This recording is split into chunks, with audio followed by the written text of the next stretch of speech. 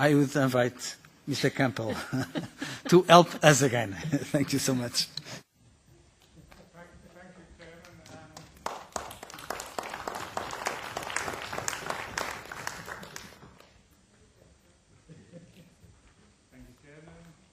Chairman,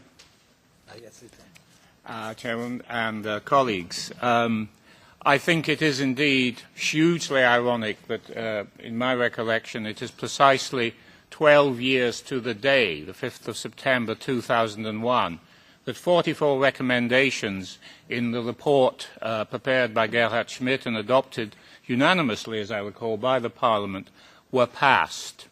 And it is indeed the tragedy and perhaps the lasting legacy after the vile effects of the attacks in Washington and New York that the terrorists managed to do so much harm to our civil liberties and our concerns for our own civil rights by their actions. But the years even before 9/11 saw confirmations even before what we have learned from Edward Snowden.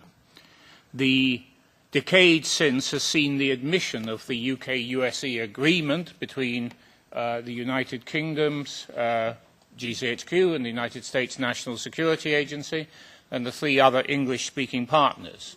And we can go on to some wider agreements that are now revealed or about to be revealed. Even in the year we were reporting, it was discovered that the United Kingdom had built an interception facility in the northwest of England to track all of the communications, again, this totality, not just the metadata, but all of the voice and other communications, by means of building a tower, and you see the tower there, to collect the radio waves behind opaque panels and below that 8 floors of high-capacity processing equipment. In some ways, the echelon system was easier to track down and prove, because it created highly visible artifacts, things that you could see, satellite tracking stations and towers like this, compared to the situation now. This is the GCHQ Bude station, which is now Remote Processing Center 1 for the collection of all the internet communications that they can get, to hold them for 3 days. Originally, the satellite dishes were fairly obvious, pointed up at the satellites as part of the echelon system, but you also see in the upper top corner new buildings which were added for the Project Tempora that Snowden has revealed and we have heard so much about.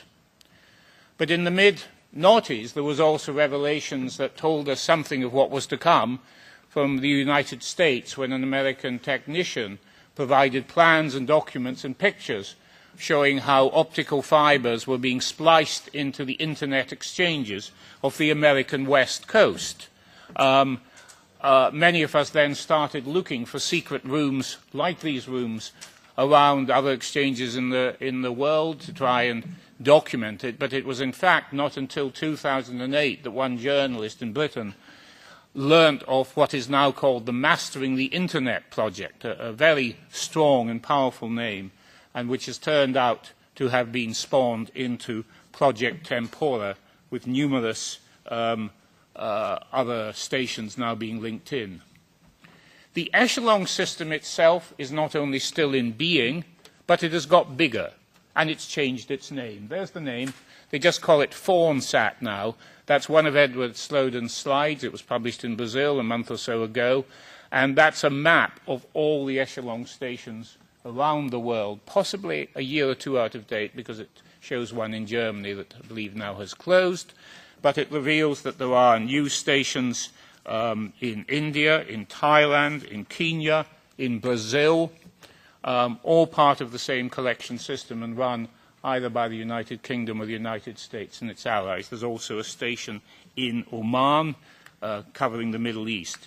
So the number of systems in this single part of the communications collection network has gone up, but it's only a tiny part.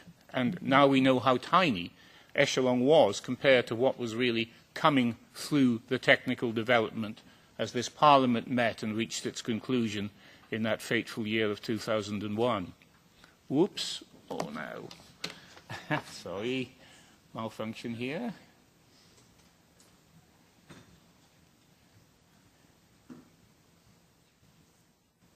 There's an example now confirmed. It's come off Snowden's map, but you will find the very same station in Japan, an echelon station, on the back cover of the Interception Capabilities 2000 report.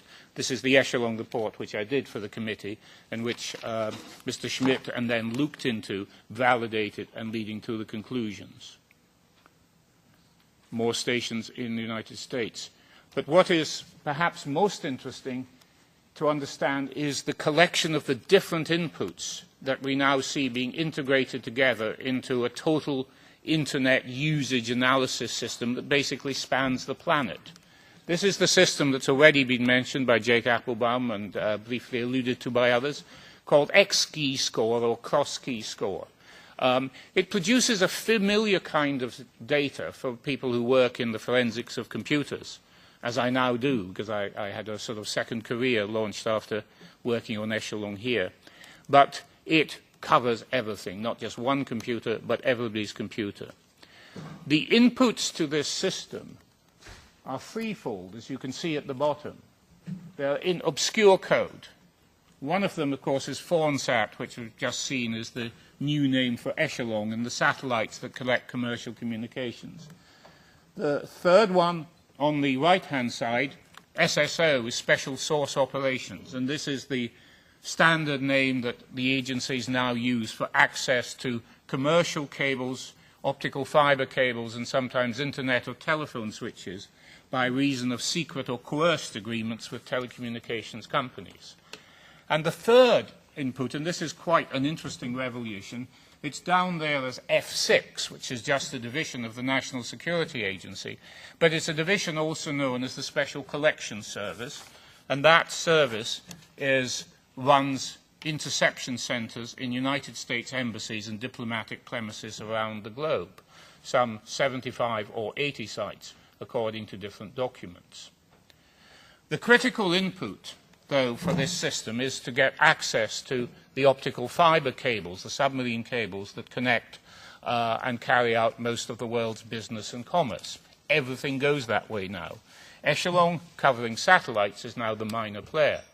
And as we've learned from the Snowden revelations, the United Kingdom has taken a particularly strong role in simply scooping up all of the internet, or attempting to do so. The news is that they haven't yet got everybody to take part in this operation. So as of about 2010, only 18 or so of the major submarine cables coming into the United Kingdom were being intercepted and passed into the interception system. Some commercial companies may have held out or may not have been compromised as yet.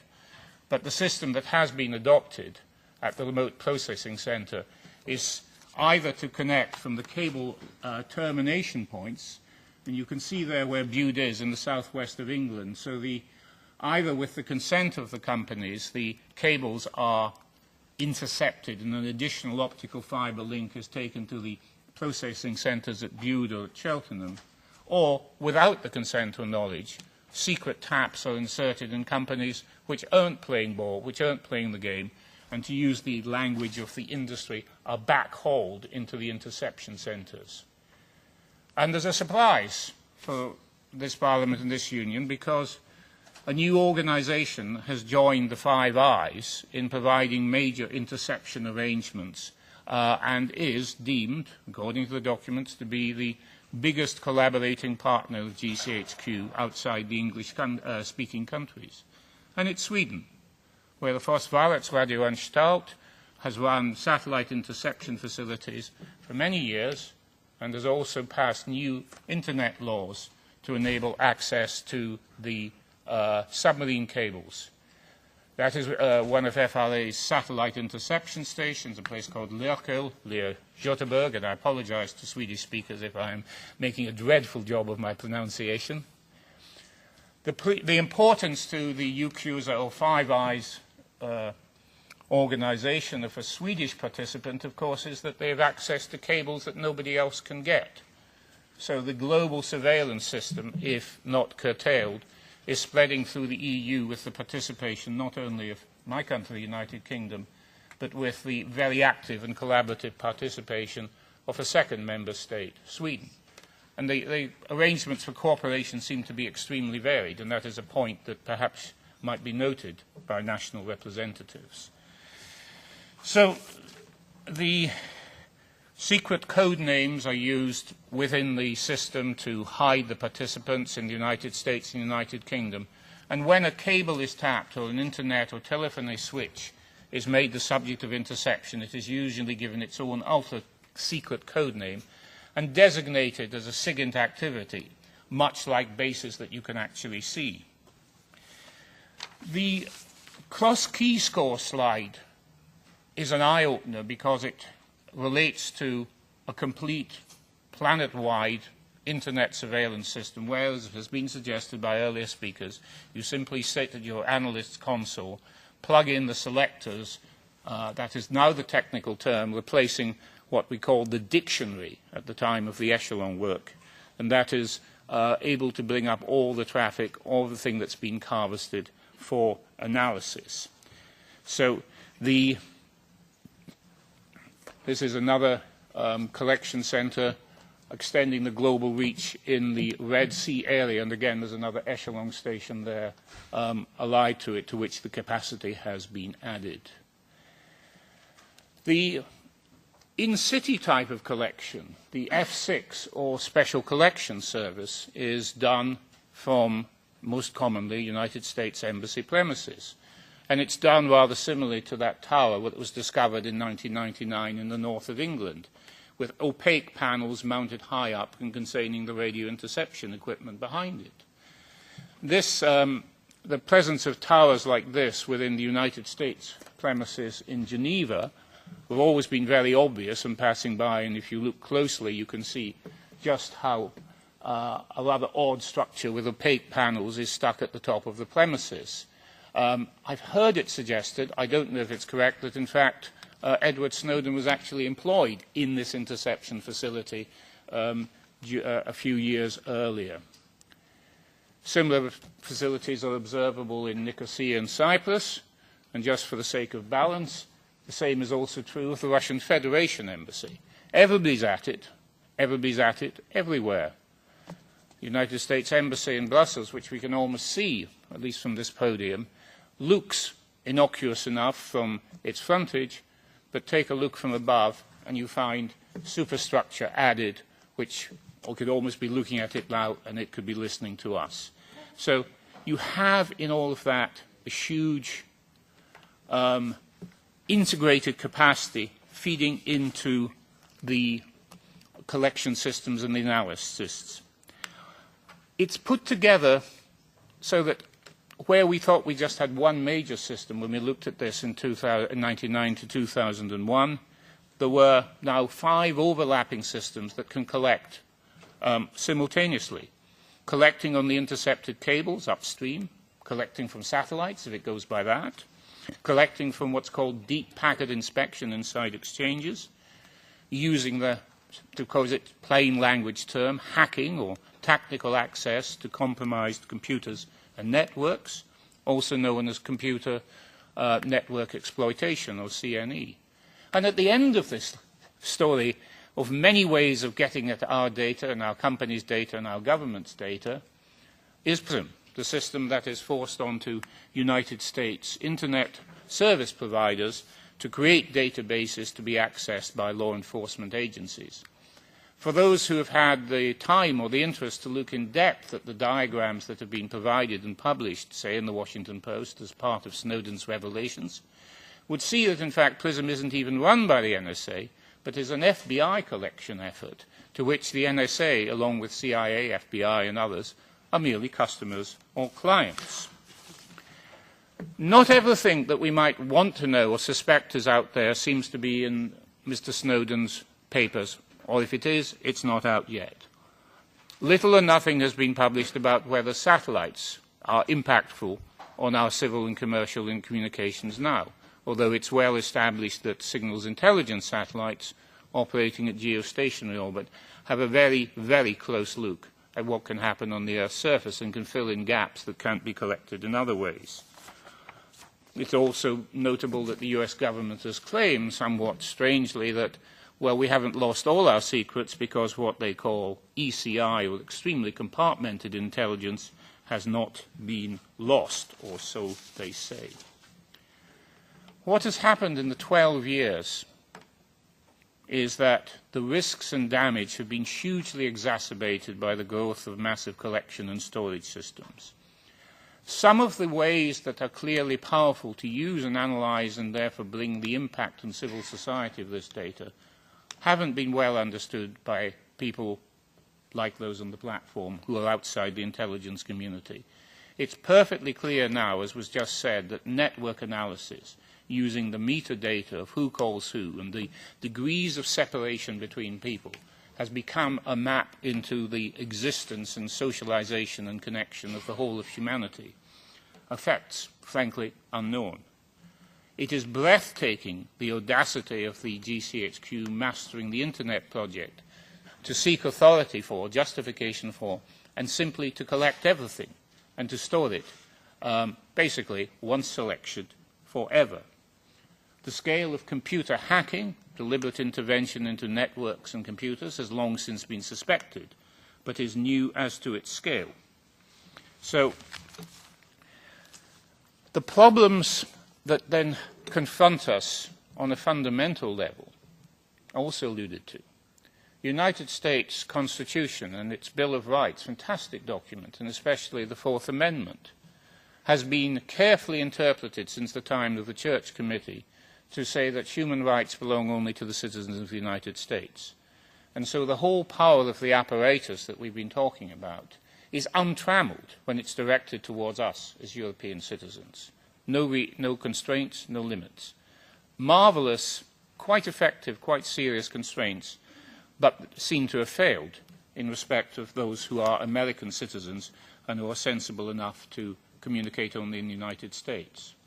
United States NGOs, along with the government organizations, have been slow to recognize the importance of universal human rights.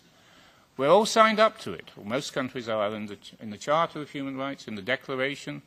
The United States was invited by your committee to consider signing the additional protocol to the Charter on Political Rights and did not do so. We are also seeing and have heard here how information in France, there are attempts in the United Kingdom, in the United States, from these pervasive surveillance systems is being laundered into the law enforcement process. Now, for all its failures, law enforcement is a system of open checks and balances that tries to get it right according to our established norms. Its infiltration by information from selectively fed from secret, pervasive surveillance systems must be a major threat to the integrity of justice and the proper functioning of the criminal law. And the most stunning aspect of this, to my mind, is when you look back. Echelon began in 1968, in fact, was brought out of the closet in 1988 by myself, and then put back in the closet until the Parliament took an interest 10, 12 years later. But at that time, computers were utterly primitive. They had valves. If anybody remembers what a valve was.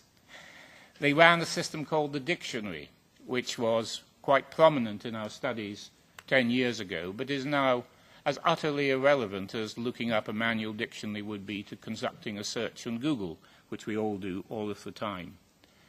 But the most stunning thing of all is that the justification for the automatic collection of everything without prior suspicion or prior cause is being justified by the work being done by automated or robotic processes.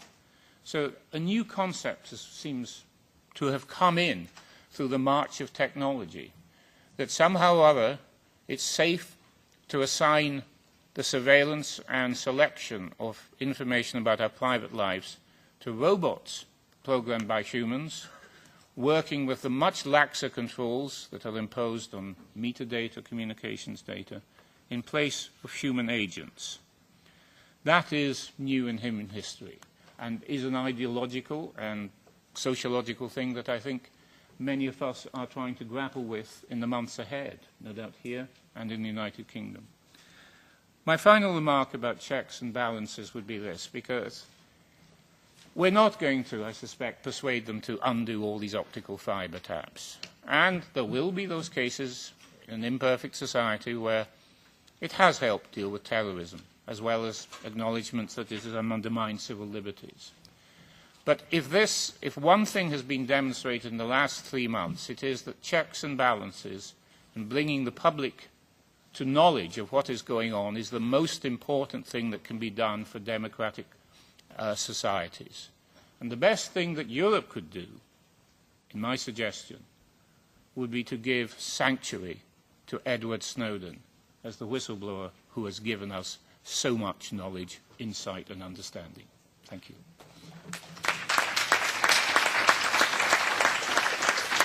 First ask Mr. Campbell to very briefly answer the 3 questions, and then we'll come to Claude for concluding remarks.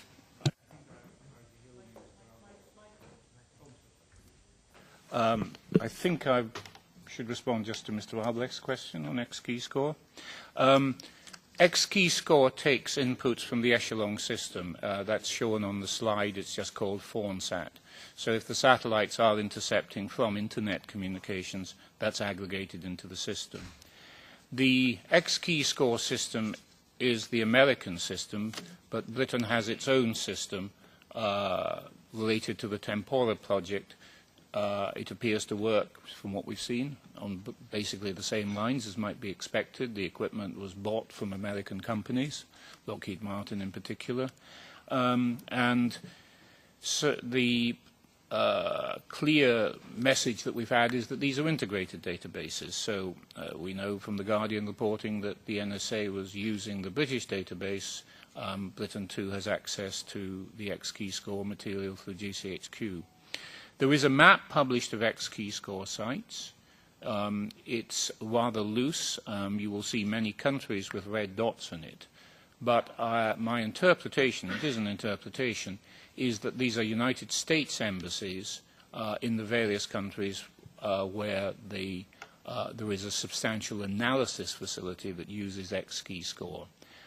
So the availability of X-key score outside the Five Eyes countries is not documented. It may be, from what is known either from the Snowden revelations or elsewhere, major countries which may have access to X-key score would be India, Israel, Sweden, and France.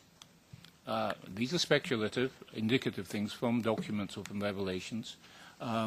But you can assume, I think it's totally shared within the Five Eyes or UK-USA alliance as we used to know it, and maybe partially accessible outside. NSA, I think, has been driven much more impressively than has happened in Britain to start getting public. Things have been declassified, statements have been published, and I believe the NSA mission statement, which was an extraordinary departure in terms of the amount they now have to say, identified them having 30 collaborating arrangements with other countries. So again, it's possible that as many as 30 countries could have some access to that data.